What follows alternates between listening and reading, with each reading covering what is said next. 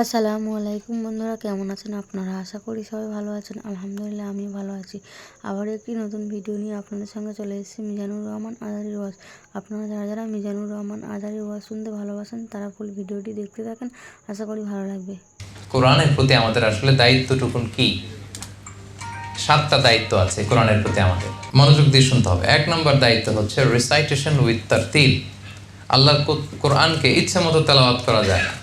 আপনি পৃথিবীর যে কোনো বই খুললেই কিভাবে পড়তে হয় আপনি পড়তে পারবেন, কিন্তু কোরআন যখন পড়তে চান তার একটা নিয়ম নীতি আছে। কোরআন বলে ওয়ারাত্তিলিল কোরআনা তারতিলা, কোরআনকে তারতিলের সাথে তেলাওয়াত করতে হবে, ধীর স্থির ভাবে কোরআন তেলাওয়াত করতে হয়। রুব্বা কারিন লিল কোরআন ওয়াল কোরআন ইয়ালআনুহু, কোরআনের অনেক আবৃত্তিকারক বা তেলাওয়াতকারী আছে যারা কোরআনের রহমত না পেয়ে কোরআনের লানত পায়। দিছে কয় খতম? হাসিল করছে কি? লানত। ফলাফল শূন্য,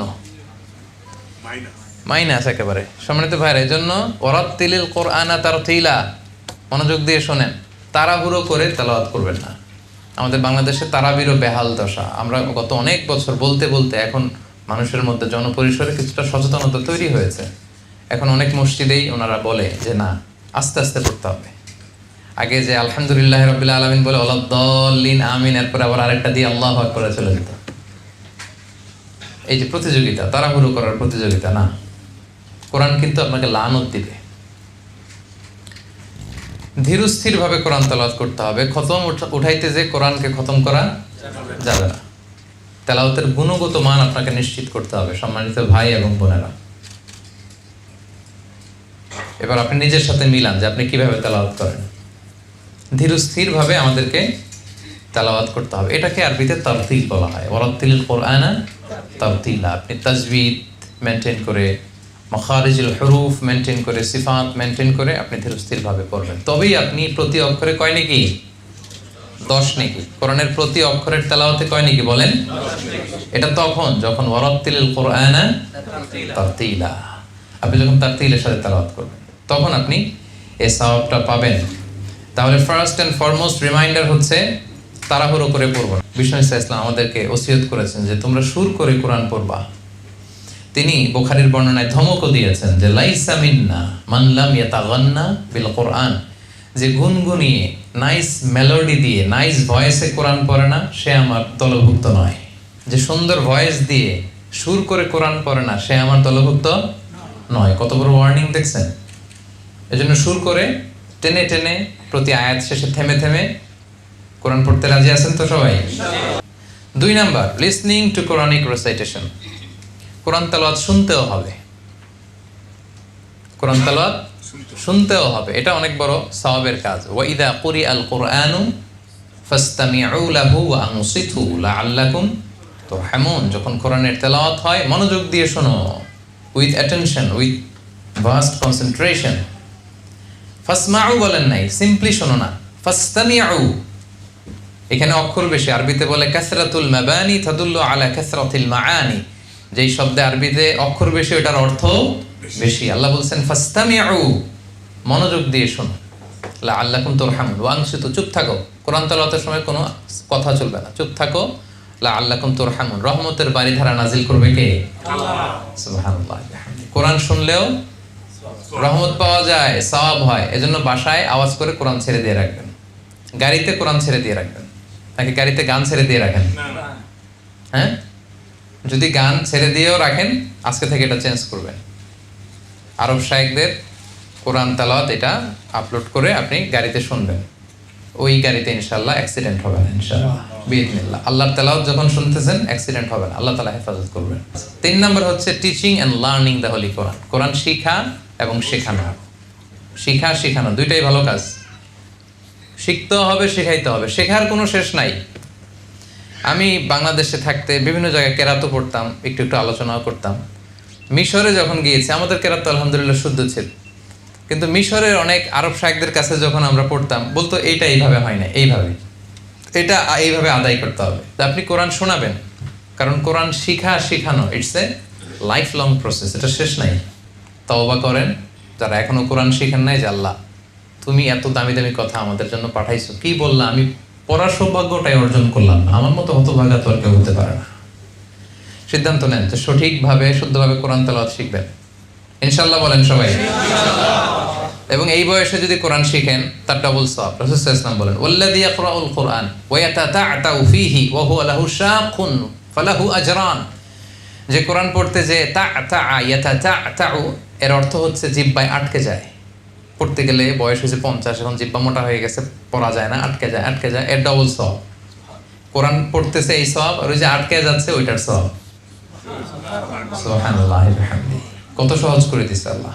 আপনি আপনার স্ত্রীর কাছ থেকে শুনবেন, আপনি আপনার স্ত্রীকে শোনাবেন, আপনি আপনার সন্তানের কাছ থেকে শুনবেন। এখন তো সহজ হয়ে গেছে, হোয়াটসঅ্যাপে আমি রেগুলার শুনি আমার ওয়াইফের কাছ থেকে কোরআন তেলাওয়াত, আমার মেয়ের কাছ থেকে কোরআন তেলাওয়াত, আমিও পাঠাই, ওরাও পাঠায়। ওরা ভুল করলে আমি আবার ভয়েস দিয়ে শুধরে দিই। এখন তো সহজ। আপনি কোন এক্সকিউজ দিয়ে পার পেতে চান বলেন? কোনো এক্সকিউজ আপনি দিতে পারবেন না। সো আমরা যেন কোরআন পড়ি, আমরা যেন অন্যকে শিখাই। সম্মানিত ভাইরা, পারা যাবে তো ইনশাআল্লাহ। 4 নম্বর দায়িত্ব হচ্ছে মেমোরাইজেশন, মুখস্থ করা। কোরআন মুখস্থ করাটাও কিন্তু আমাদের দায়িত্ব। ইন্না নাহনু নাযালনা যিকরা ওয়া ইন্না লাহু লাহাফিজুন। আমি আল্লাহ কোরআন নাজিল করেছি, কোরআন হেফাজতের দায়িত্ব আমি আল্লাহ নিয়েছি। এখন আল্লাহ কি নিজে এসে কোরআন হেফাজত করবে? কাদের মাধ্যমে করবে? আমাদের মাধ্যমে। এই কোরআনকে হেফজ করে রাখা এটা আমাদের দায়িত্ব। নট নেসেসারি যে পুরো কোরআনই হেফজ করতে হবে। আমাদের দেশে একটা ব্যাড কালচার হচ্ছে, এক ছেলেরে নিয়ত করছে এটারে দিব হেফজখানায়, তুই 30 পারা করবি, আর এটারে বানানো ইঞ্জিনিয়ার, ওর 1 পারাও করার দরকার নেই। এরকম না টেন্ডেন্সিটা? মানে যারা হেফজখানায় পড়বে ওরা দুনিয়ার সব দায়িত্ব নিয়ে আসছে কোরআন হেফাজত করার। আসলে ব্যাপারটা এমন নয়। আমাদের প্রত্যেকের দায়িত্ব এই কোরআনকে হেফাজত করা, পড়ার মাধ্যমে, হেফজ করার মাধ্যমে, রিভাইজ করার মাধ্যমে, মেমোরাইজেশন করার মাধ্যমে। পারা যাবে ইনশাআল্লাহ। সবাই আওয়াজ করে বলেন ইনশাআল্লাহ। 5 নম্বর দায়িত্ব, to understand its meaning in your own mother tongue. আপনার মাতৃভাষায় আপনার এই কোরআনটাকে বুঝতে হবে। এটা হচ্ছে সবচেয়ে ইম্পর্টেন্ট। খেয়াল করে শুনুন, নিজ মাতৃভাষায় কোরআন বোঝা। কারণ আল্লাহ তাআলা যা বলার সব বলে দিয়েছেন। যা আসমান থেকে নাজিল হওয়া সব নাজিল হয়েছে। নতুন করে কিছু নাজিল হবে না? বলেন নাজিল হবে? আর কোন নবী আসবে? যা নাজিল হওয়া, যা আসা সব চলে এসেছে। যা বলার সব বলে দিয়েছেন। এটা বুঝতে হবে আপনাকে। আপনিও পারবেন, আপনার একটা শক্ত সিদ্ধান্ত লাগবে। তাহলে আমরা যেন মাতৃভাষায় কোরআন বুঝি। 6 নম্বর দায়িত্ব হচ্ছে রিফ্লেকশন অ্যাকর্ডিং টু আন্ডারস্ট্যান্ডিং। আপনি যখন বুঝতে আরম্ভ করবেন তখন আপনার দায়িত্ব বেড়ে যাবে, ওই অনুযায়ী আপনাকে পালন করতে হবে। এবং যখন পড়বেন আপনি নোটস রাখবেন। এখন তো মোবাইলেই নোটস চলে আসছে, কাগজ কলমও লাগে না। হাজার হাজার নোটস আছে এখানে। আমার মাথায় কোনো আইডিয়া আসলে আমি লিখে ফেলি এখানে। আপনারাও নিশ্চয়ই এটা করেন। যে কোনো নোটস, প্রয়োজনীয় জিনিস আমরা লেখার সুযোগ আছে না এখানে, লিখে ফেলবেন। কোশ্চেন জাগলেই লিখে ফেলবেন। এরপরে কোনো স্কলারকে পেলে জিজ্ঞেস করবেন। কোরআন সার্কেল করবেন, স্টাডি সার্কেল করবেন। এক একটা আয়াত ও কি বুঝলো, এই আয়াত থেকে তুমি কি বুঝলা, আমি কি বুঝলাম, এইভাবে পড়লে হজম হবে আয়াতটা। একটা আয়াতকে ডাইজেস্ট করতে হয়, তারপরে এখান থেকে রিফ্লেকশন বেরোয়। পারবেন তো ইনশাআল্লাহ নাকি? তাহলে 6 নম্বর দায়িত্ব হচ্ছে reflection according to understanding. Note করবেন, কোরআন পড়ে পড়ে বুঝে বুঝে যদি দেখলেন যে আপনার কোনো কিছুতে ভুল জানা আছে, নিজেকে সংশোধন করে ফেলবেন মুহূর্তেই। অন্যের কাছে পৌঁছে দেওয়ার একটা সংকল্প করবেন। কোরআনের সমাজ বিনির্মাণের স্বপ্ন লালন করবেন এবং সে স্বপ্ন বাস্তবায়নের জন্য প্রাণান্তকর প্রচেষ্টা করবেন। পারা যাবে তো ইনশাআল্লাহ। 6টা চলে গেল। লাস্ট দায়িত্ব, হলিস্টিক অ্যাপ্রোচে কোরআনকে বুঝতে হবে এবং মানতে হবে। মানে সামগ্রিক কোরআনকে মানতে হবে। অনেকে এখানে পিস পিস করে। কি করে? কোরআনের শিক্ষা যদি পিস পিস করে, যে করে আল্লাহ ওরে পিস পিস করে ফেলবে। মানে এই বিষয়গুলো আমার ভালো লাগে আমি মানলাম, এগুলো সমস্যা। এখানে বলতেছে ইউসিকুমুল্লাহু ফি আওলাদিকুম লিযযাকারি মিসলু হাযিল উনসায়াইন। ছেলে যদ্দুর পাবে, মেয়ে পাবে তার অর্ধেক। এই জায়গায় ঝামেলা লেগে গেছে। সব মানতেছে, কিন্তু এখানে দেখতেছে যে আমি আমার ছেলেরে যদ্দুর দিছি, মেয়েরে অর্ধেক দিতে হবে। সরাসরি কোরআনের ভার্ডিক্ট। এইটা তো ঝামেলা লেগে যাইতেছে। এরকম একটা আয়াতের কথা বললাম, এরকম বহু জায়গায় আছে দেখবেন আপনার সাথে কন্ট্রাডিক্ট। বাদ দেন আপনার চিন্তা, বাদ দেন আপনার মতাদর্শ, বাদ দেন আপনার সব। কোরআন যেই দিক নির্দেশনা দিয়েছে, কোরআন যেই আদর্শের দিকে আমাদেরকে ডাকে, ওইটাই আমাদের আদর্শ। ঠিক কি না? এজন্য আধা আধা করে মানা যাবে না, টোটাল প্যাকেজ। আফাতুমিনুনা বিবা'দিল কিতাবি ওয়া তাকফুরুনা বিবা'দ। আল্লাহ বলে কোরআনের একটু মানবা আর একটু ছাড়বা, আবার তুমি মুমিন বলে নিজেকে দাবিও করবা। নট সো ইজি ম্যান, এত সোজা না। এরকম করলে দুনিয়াতে আমি তোমাদেরকে দিব লাঞ্ছনা গঞ্ছনা, আর আখিরাতে তোমাদের জন্য থাকবে ভয়ঙ্করতম আযাব। এজন্য টোটাল প্যাকেজ, পুরো কোরআনটাকে টোটাল প্যাকেজ হিসেবে মানতে হবে।